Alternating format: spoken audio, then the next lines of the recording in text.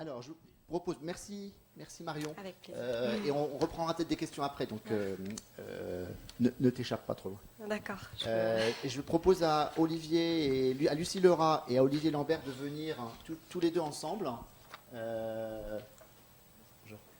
Et donc on va avoir un autre point de vue, celui de la Fondation Cartier et d'un des producteurs audiovisuels qui travaille avec la Fondation Cartier, mais pas le seul, et qui ne travaille pas seulement avec la Fondation Cartier,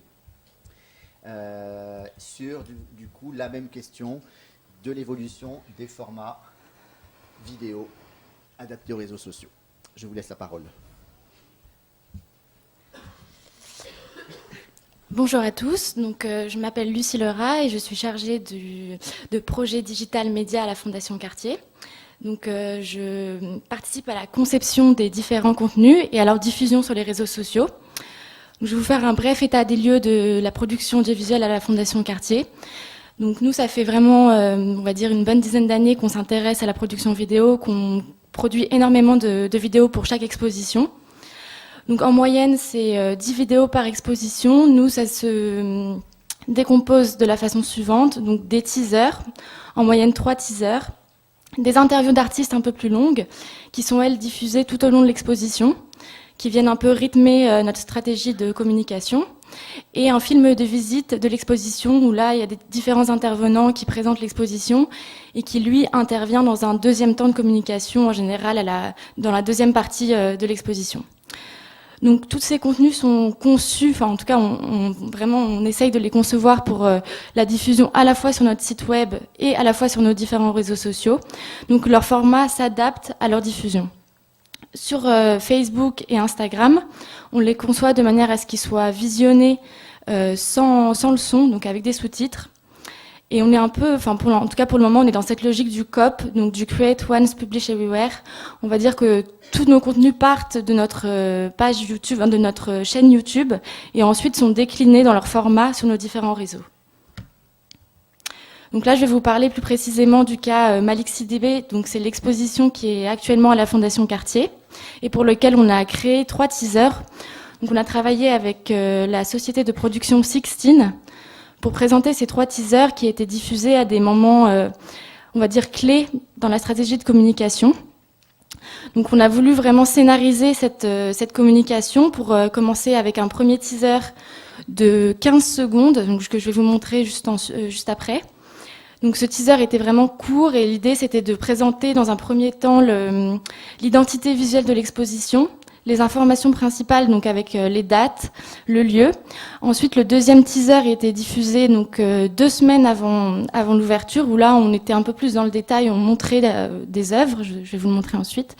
Et ensuite le troisième teaser lui était encore plus long, donc c'était 50 secondes et diffusé la semaine de l'ouverture. Donc l'idée c'est vraiment de raconter une histoire et de partir de quelque chose de très court pour arriver à quelque chose de plus long la semaine de l'ouverture. Donc ça, c'était la diffusion Facebook. Pour ce qui était de la diffusion Instagram, on a choisi une autre stratégie. Donc là, les vidéos étaient produites en format carré et on a choisi de les diffuser la semaine d'ouverture, les 3 en même temps, parce qu'on envisageait ces vidéos comme quelque chose de global, que les 3 se lisent à la suite sur Instagram. Alors je vais vous montrer tout de suite les vidéos si c'est possible. Hop, si ça fonctionne. Non, ça fonctionne pas. Je vais vous les montrer directement ce sera plus simple. Ah, là, je les montre en format classique, là, pour le coup. Mais faut aller sur notre compte Instagram pour les voir.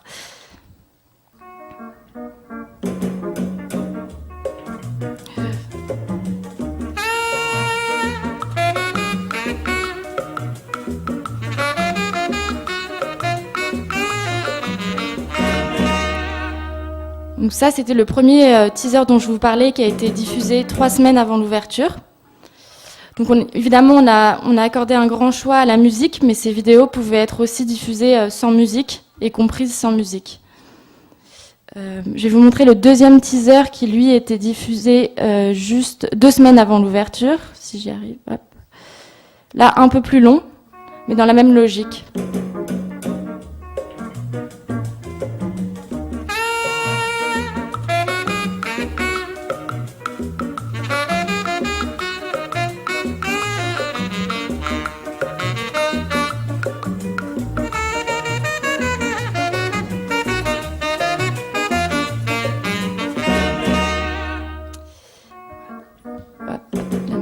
est en boucle.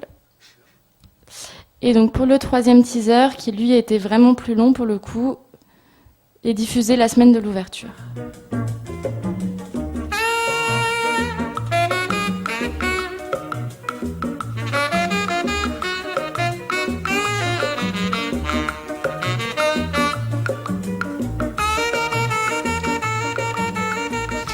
Tout ça enseignement, bon, vraiment c'était plaisant.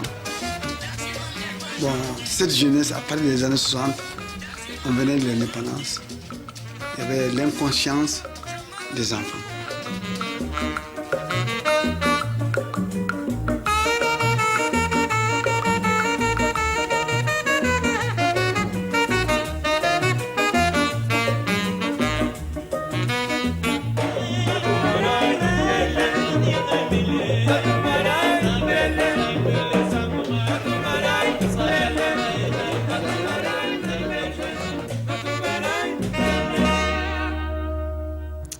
Voilà pour ces 3 vidéos. Donc le format vraiment, le fait qu'elles soient courtes et assez virales, on fait qu'on a vraiment vu que ces vidéos étaient beaucoup partagées, beaucoup le relayer, et ce qui a permis de vraiment accompagner la stratégie de communication globale de manière assez impactante.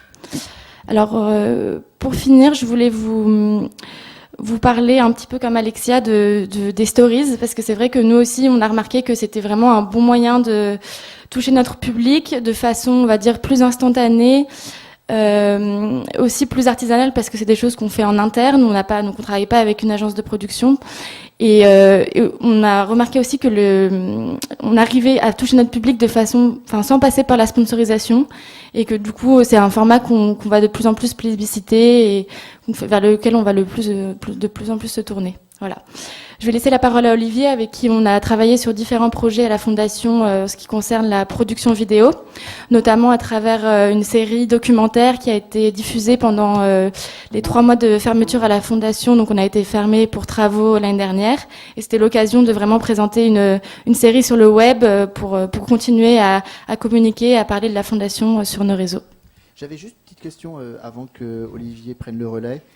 Lucie, sur ces formats de bandes annonces, est-ce que vous faites appel pour chaque expo à des producteurs différents? Oui. Et comment, alors vous êtes une institution privée, donc vous n'êtes pas soumis aux règles du marché public, etc. Mais comment vous choisissez ces sociétés? Est-ce que vous leur demandez de faire un petit storyboard sur l'idée de l'exposition, une sorte de pitch, et vous les choisissez en fonction de ça, vous les choisissez en fonction de leurs références? Comment c'est le choix un peu des producteurs pour faire vos bandes annonces?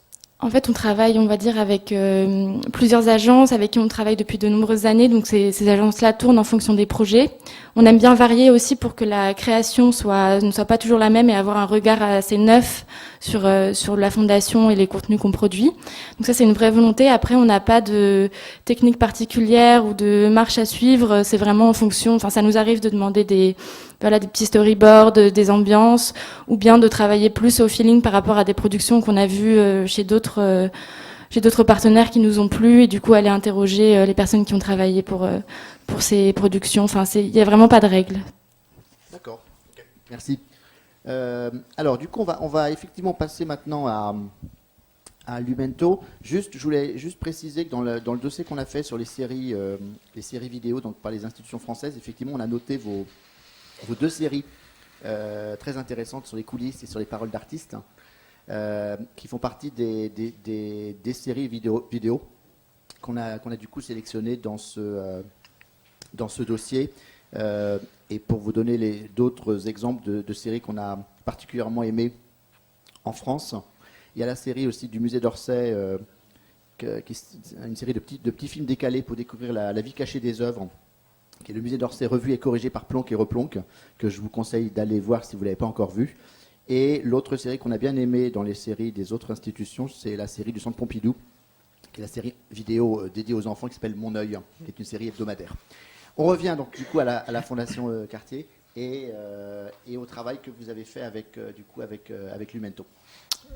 Bonjour à tous. Donc moi je suis Olivier, ça fait 6 ans qu'on travaille avec la Fondation Cartier. Ça va permettre de répondre aussi à la question que vous venez de poser. À l'époque on a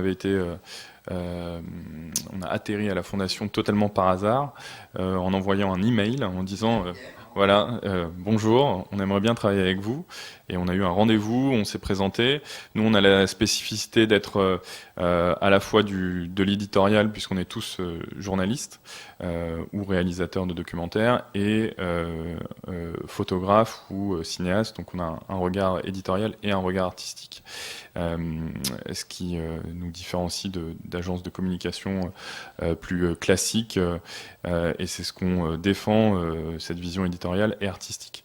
Avec la Fondation Cartier, on avance à chaque exposition sur un dialogue et une construction vraiment en commun, c'est-à-dire qu'on réfléchit pour chaque exposition en fonction des sujets, en fonction des œuvres qui vont arriver, comment on va pouvoir illustrer ça en vidéo. Pour l'expo Mali Twist, donc l'expo actuelle, typiquement on a une conversation avec Lucie et Nicolas autour du dispositif. Donc le photographe Malik Sidibé avait ce studio à Bamako, studio qui est reproduit dans les murs de la Fondation Cartier, qui invite les visiteurs à se prendre en photo, à se prêter au jeu des accessoires. Donc pour nous, c'est devenu finalement une ligne directrice sur ce qu'on pouvait faire en vidéo, en créant en fait des interviews d'artistes qui, au lieu d'être posés dans un face caméra un peu traditionnel, allaient tout d'un coup prendre une forme différente et utiliser les codes finalement de Malik Sidibé, en lui rendant hommage à travers ce format donc de pause. Tous les intervenants qu'on a interviewés ont pris la pause, se sont prêtés au jeu, se sont intégrés dans ce décor. On a fait le choix du noir et blanc. Alors je montre pas de vidéo parce qu'elles sont pas encore toutes finalisées et validées, mais donc vous avez des captures d'écran ici de ce que peuvent être ces pauses pour chacun des intervenants. Comment Merci.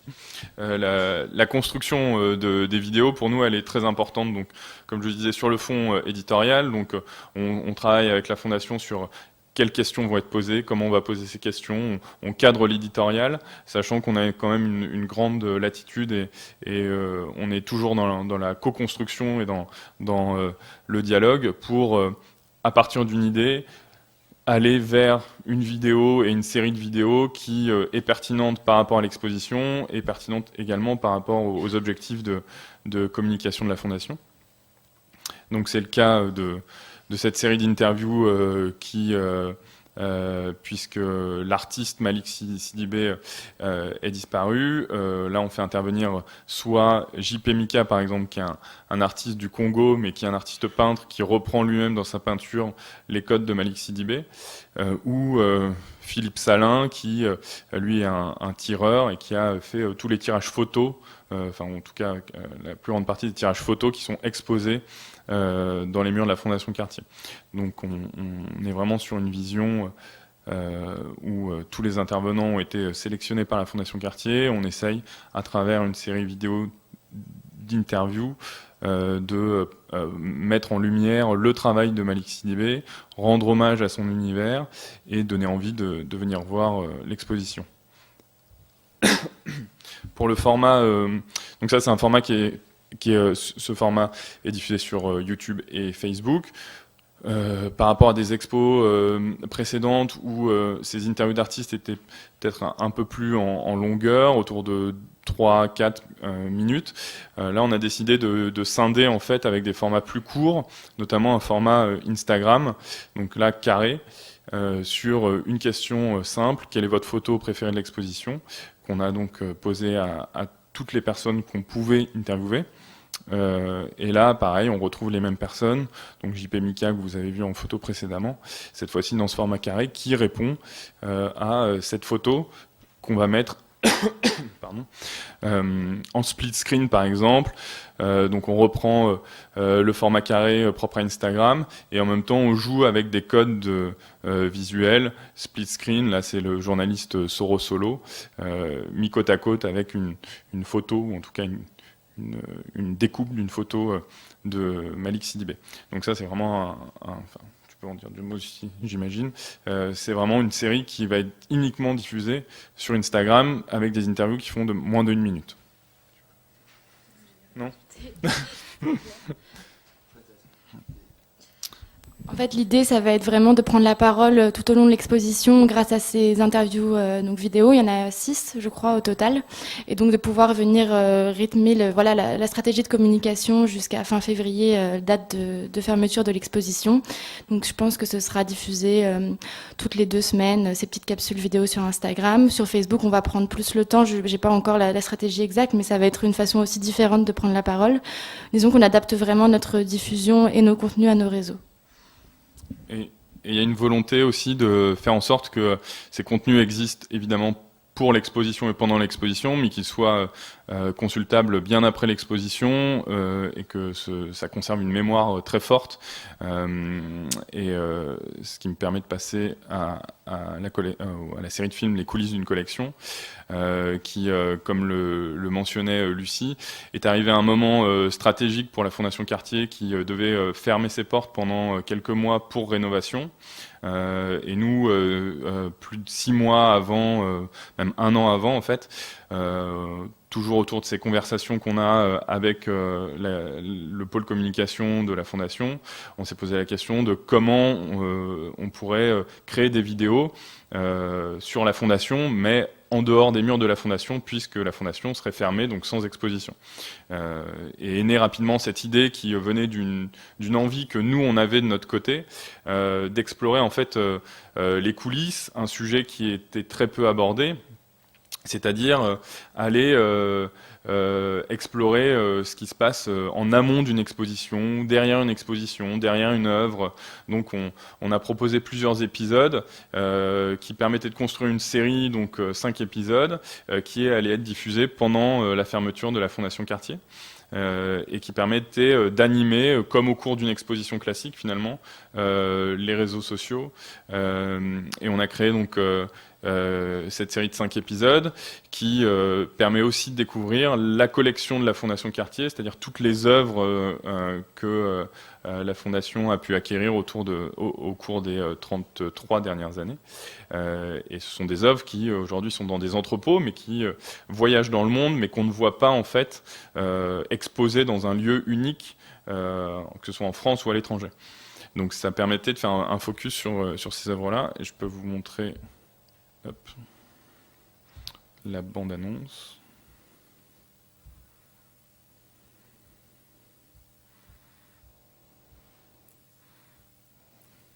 Je l'ai en propre aussi.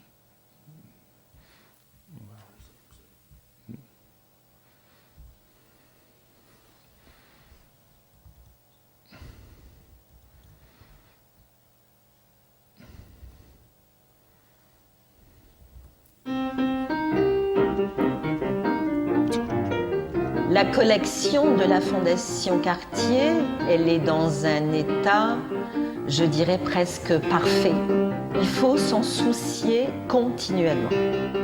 La partie conservation est un peu la face cachée d'un iceberg d'opérations qui se font autour des œuvres d'art. La vie de la collection, elle est clairement tracée depuis le début. Notre collection ne se nourrit que de ce qu'on expose et que de ce qu'on commande aux artistes. Et aujourd'hui, on a une très belle collection qu'on prête volontiers, qu'on montre autour du monde.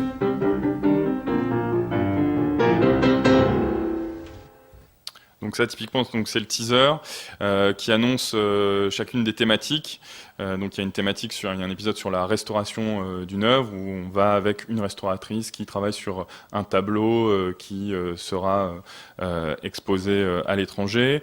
On va voir Jean-Pierre Reynaud et on le fait parler de son pot et du voyage du pot qui est désormais en haut du centre Pompidou, mais qui est parti d'un travaille à la Fondation Cartier, à l'époque a joué en Josa, et qui ensuite, le pot a fait un tour du monde.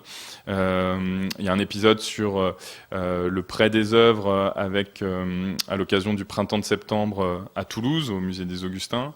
Un autre épisode sur l'entrepôt secret où les œuvres arrivent et partent, donc les œuvres de la collection. Donc voilà, c'est vraiment, on est dans cette idée de coulisses. C'est une série vidéo qui a très bien fonctionné, qui donc là, sous son format YouTube est sans sous-titres, mais qui avait aussi des sous-titres sur Facebook. Et aujourd'hui, on est en train de discuter d'une deuxième série sur les coulisses pour explorer de nouveaux sujets. Et on est toujours dans cette réflexion commune pour essayer, nous, en tant que, disons, journalistes et réalisateurs de documentaires, d'être en capacité de proposer des sujets qui nous paraissent intéressants, qui nous paraissent pertinents, et qui peuvent peut-être rencontrer, disons, un besoin ou une envie de la part de la Fondation Cartier. Voilà. Donc, du coup, j'imagine que si vous discutez d'une seconde série de la série Les coulisses et que vous étiez content de l'audience, Oui, complètement, oui. est-ce que vous pouvez un peu nous parler des retours Alors c'est une série qui a été donc diffusée sur Facebook, évidemment sur YouTube et sur notre site internet. C'est vrai que sur YouTube, je vois aussi qu'elle continue d'être visionnée aujourd'hui, que les audiences ne font qu'augmenter. Elle a été beaucoup relayée.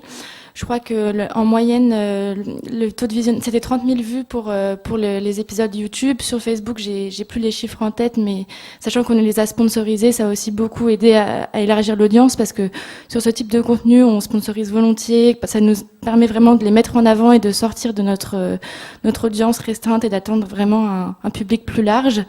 Donc ces 5 épisodes au total ont vraiment rencontré leur audience, ne serait-ce que dans les chiffres, mais aussi dans les commentaires, où on a eu beaucoup de commentaires qualitatifs qui appréciaient le fait qu'on parle des métiers de l'ombre, des choses qui étaient peut-être moins mises en avant à la Fondation Cartier. Et donc ça, c'est vraiment quelque chose c'est une expérience qu'on souhaite renouveler, parce que les retours ont été très positifs, effectivement. Alors, est-ce que, Olivier, pour peut-être sortir un peu de la Fondation, parce que j'imagine que vous ne travaillez pas que pour la Fondation, qu'est-ce que vous avez fait d'autre pour d'autres institutions culturelles, peut-être des choses un peu qui sortaient des sentiers battus, ou quelles sont un peu les tendances que vous rencontrez lorsque vous discutez avec les institutions culturelles? Alors, nous, on existe depuis 6 ans, et on travaille effectivement avec beaucoup de fondations, de mécénats d'entreprises, d'institutions différentes. On a travaillé notamment avec le groupe Société Générale pour le mécénat musical, où là encore, ils avaient une problématique qui est on va faire un concert philharmonique avec un chef d'orchestre, où tous les joueurs en fait de l'orchestre philharmonique sont des salariés de Société Générale, et on n'a pas envie de faire un making-of comme d'habitude. Donc nous, on est arrivé avec des propositions éditoriales, ce qui a abouti à une série de 14 fois 1 minute 20 autour des leçons du chef d'orchestre qui encadre et qui accompagne tout au long de la progression de l'orchestre les salariés, jusqu'au jour événement du concert à la Philharmonie. Donc ça, typiquement, c'est encore une fois une conception ensemble. On part d'un brief précis, mais qui nous donne carte blanche sur les différentes idées qu'on peut avoir. Dernièrement, on a travaillé... On est sur du très court et sur Exactement. Et de la série longue. Exactement. Deux, et là, pour le coup, ça vient de recommandations que nous, on peut avoir. C'est-à-dire que on va avoir une demande d'un client qui donc exprime son besoin de faire une ou des vidéos.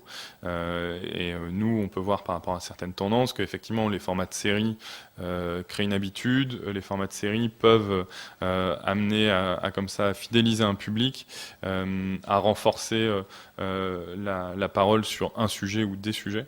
Donc c'est pour nous hyper intéressant de s'appuyer là-dessus. Aujourd'hui, on a aussi des demandes sur typiquement du format adapté à Instagram, donc du format vidéo carré, moins d'1 minute, où dès que la vidéo sur Facebook a explosé, ça a été tout de suite comment on sous-titre une vidéo? Est-ce qu'on doit sous-titrer une vidéo? Est-ce que finalement le face caméra est indispensable ou est-ce qu'on peut s'en passer? Et nous, on a cette volonté aussi d'être capable de proposer des choses qui ne sont plus que du face caméra. Sur le sous-titrage, j'ai une petite question, je t'interromps. Vous avez à plusieurs reprises, les intervenants ont parlé de sous-titrer lorsqu'on est en français, on sous-titre en français.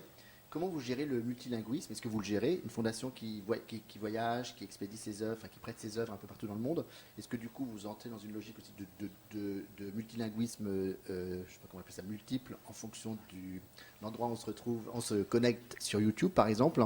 Est-ce que vous allez jusqu'à une logique de traduction, enfin de sous-titrage multilinguiste, je ne sais plus comment on dit, multilangue, pardon. Alors nous, pour chaque vidéo, elle est sous-titrée donc en français et en anglais. Après, on laisse aux utilisateurs, enfin aux internautes, le choix de la langue et il est par défaut en français, en tout cas pour l'instant, mais il y a toujours la possibilité de switcher vers l'anglais et inversement. On a eu j'ai deux exemples à ce propos. Un avec la fondation, puisqu'on a fait un projet en Corée du Sud, donc en mai, avec une exposition de la Fondation Cartier à Séoul, où du coup on a aussi fait l'ensemble des vidéos et qui devait être donc on devait jongler avec toutes les langues, mais donc toutes les vidéos étaient en coréen, en français, en anglais. Et là, on a travaillé pour le comité Colbert, qui a, suite à un concours, fait venir 3 artistes japonaises pendant la FIAC pour exposer des œuvres.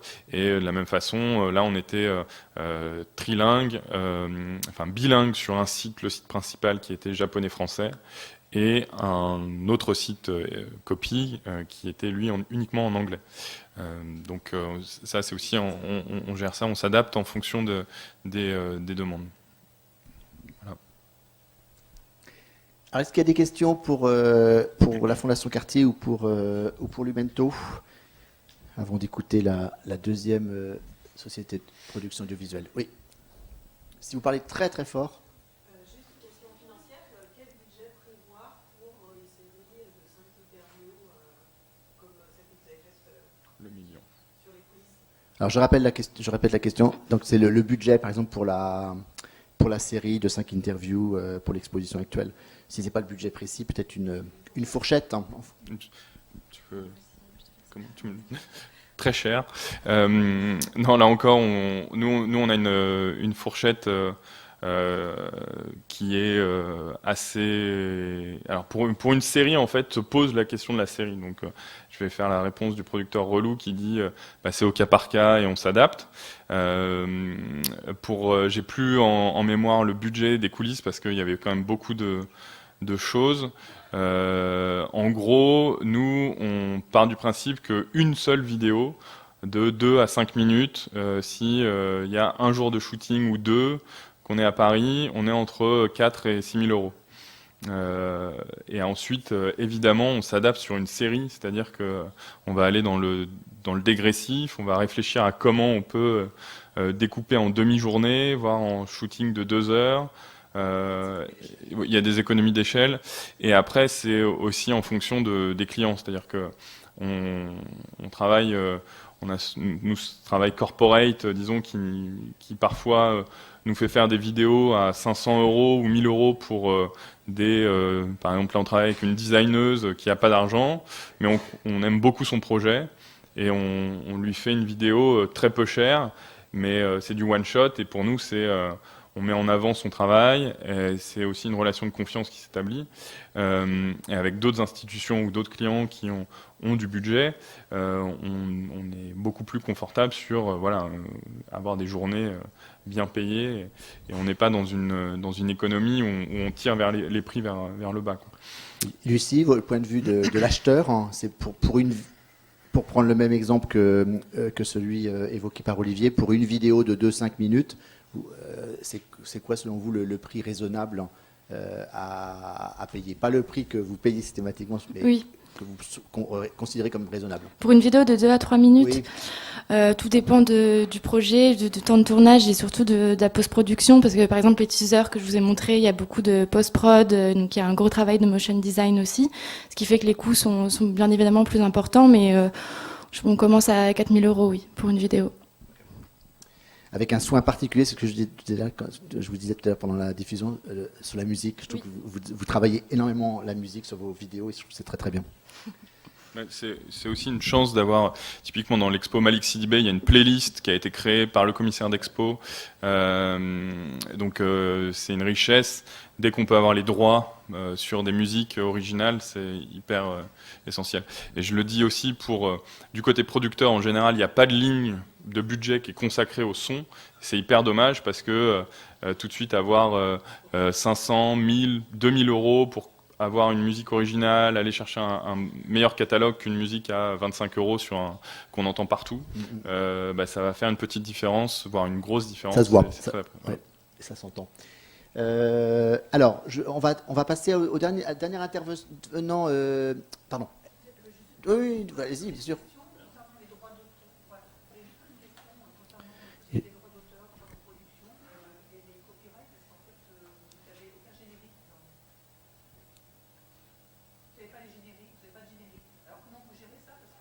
Appuyez sur le petit bouton, s'il vous plaît, madame.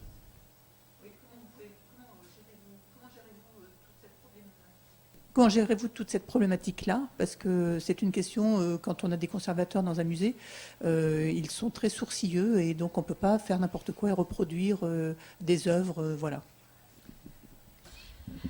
Oui, effectivement, sur les teasers, on a fait le choix de ne pas insérer de générique parce que pour des soucis de format et de lecture, que les choses se fassent le plus facilement et le mieux possible. Par contre, là, on vous a montré que des teasers, mais dès qu'on passe dans des extraits plus longs, ce qui sont aussi la majorité des contenus qu'on produit finalement, là, bien évidemment, on a un générique avec le crédit des œuvres.